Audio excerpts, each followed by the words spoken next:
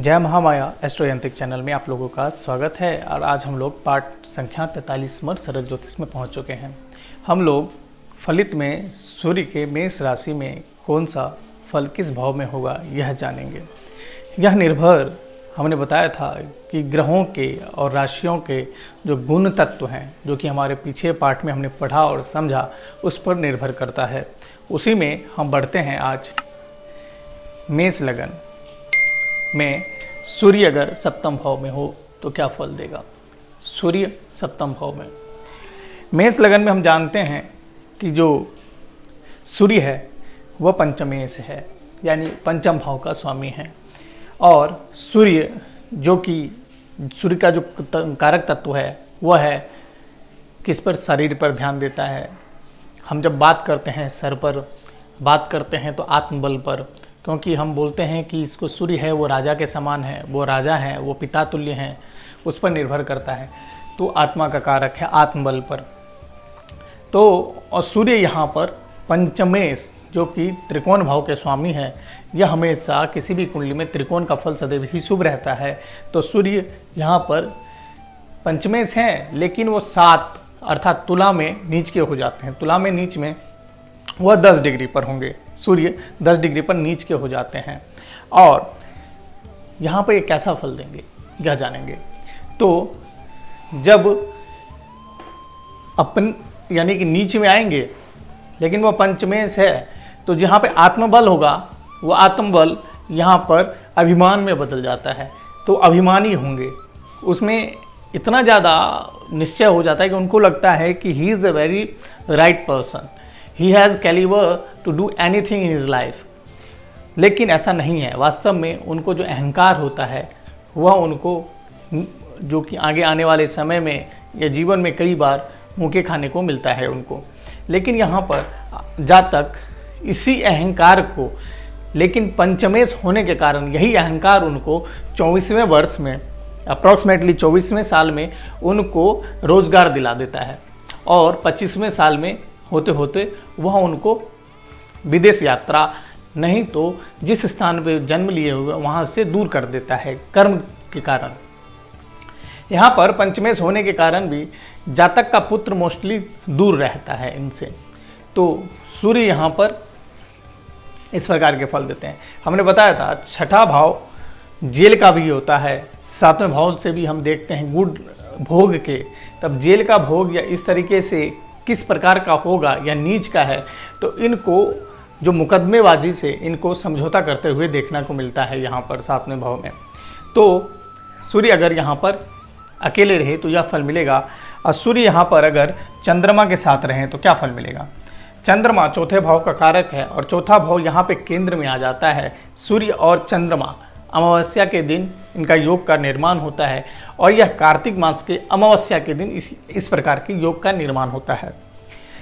इनका जन्म 7 से 8 बजे के आसपास, 6 से 8 बजे के आसपास इनका जन्म होता है सायंकाल में।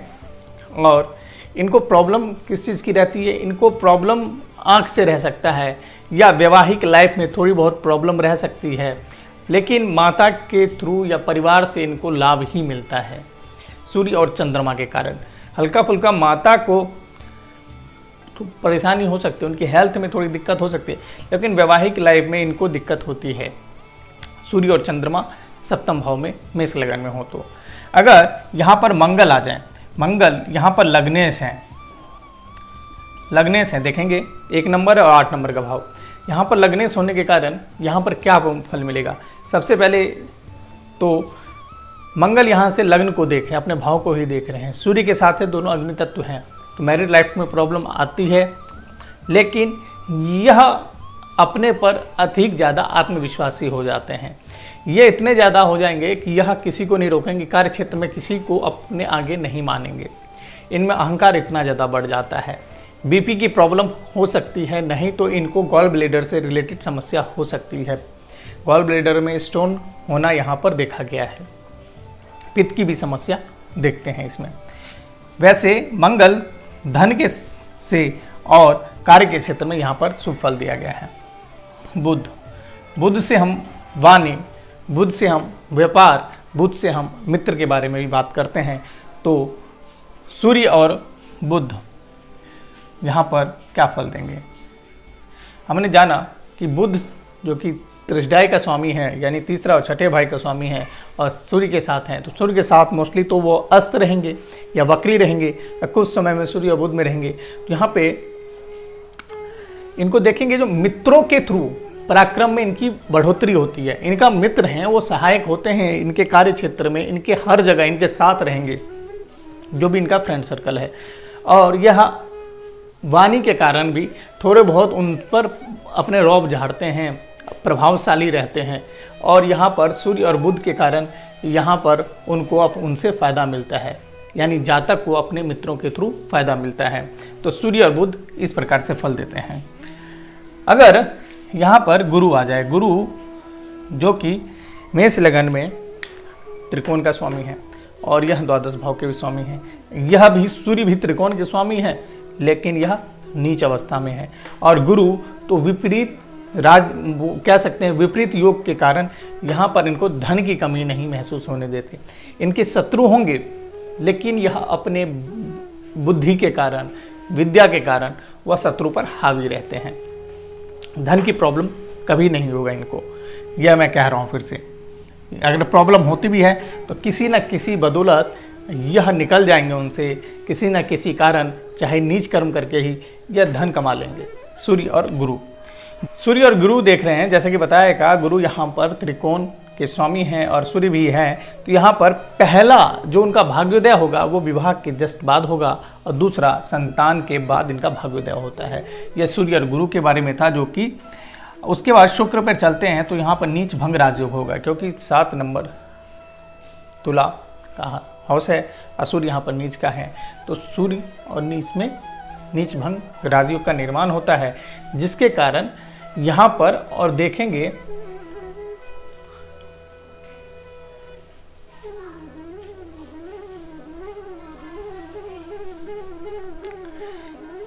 पुत्र मूल,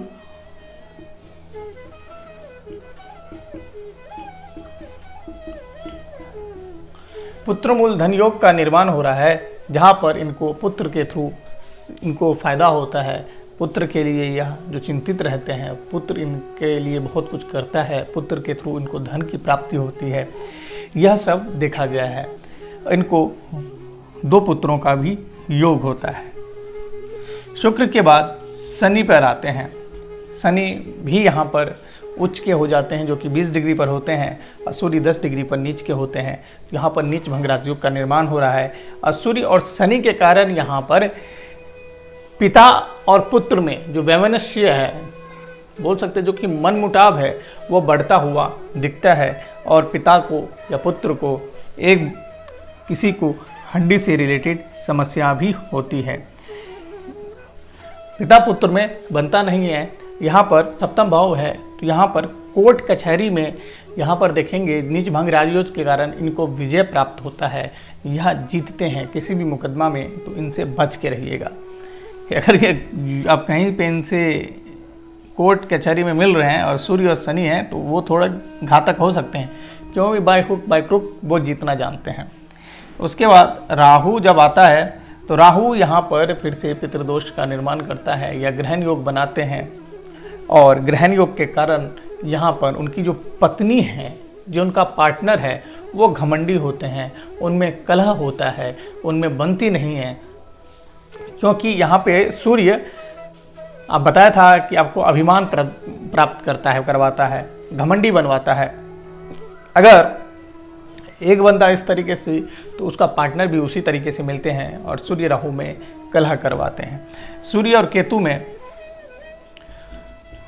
वाद विवाद, वही छोटे मोटे केस कचहरी पत्नी के साथ या पार्टनर के साथ बनते नहीं हैं, और यहाँ पर घर में कलह देखा गया है सूर्य और केतु के साथ या युति हो तो।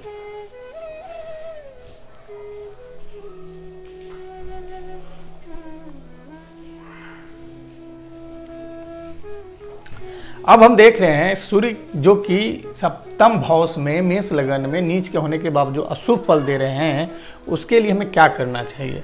उसके लिए हमें सबसे पहले सूर्य को ठीक करने के लिए आदित्य हृदय स्त्रोत का पाठ करना चाहिए। दूसरा, नमक का सेवन कम करना चाहिए,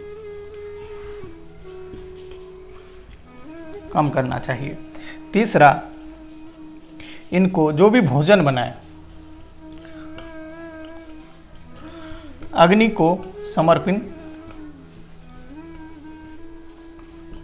अवश्य करवाना चाहिए, नहीं तो जो इनका एग्रेसिवनेस है वो कम नहीं होगा, वो बढ़ेगा ही बढ़ेगा। चौथा, इनको स्वर्ण का सूर्य यंत्र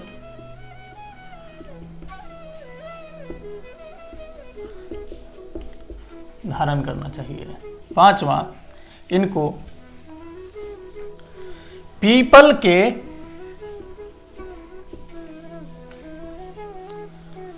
पीपल में रविवार को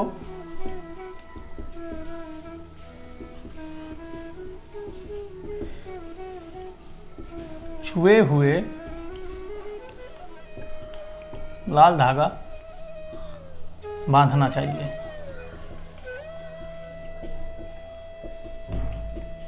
साथ में वहाँ पर कुछ देर बैठना चाहिए और लाल पुष्प, लाल अक्षत ईश्वर को समर्पित करना चाहिए, समर्पित करना चाहिए। लेकिन हाँ, रविवार को पीपल को नहीं छूना चाहिए। सूर्य को छठा, कुमकुम के साथ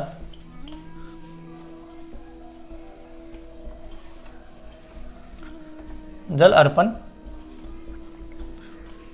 करना चाहिए। यह जो सप्तम भाव में सूर्य का उपाय है, जो सूर्य नीच के होते हैं इस भाव में, तो उसको जो नीच फल है उसको शुभ फल में बदलने के लिए यह उपाय हमें करना चाहिए, जिससे जो सूर्य का नीचता का प्रभाव कम हो जाए। आशा करता हूँ कि यह पाठ आपको समझ आ गया होगा, और इसमें कोई भी समस्या हो तो आप कमेंट बॉक्स में लिख लीजिए। और अगर आपके मित्र का, आपके परिवार में किसी का भी मेष लगन में सूर्य नीच के हैं, अर्थात कार्तिक मास में जन्म हुआ हो शाम के 4 से 6 बजे के आसपास, तो यह उपाय अवश्य करना चाहिए। तब तक के लिए धन्यवाद।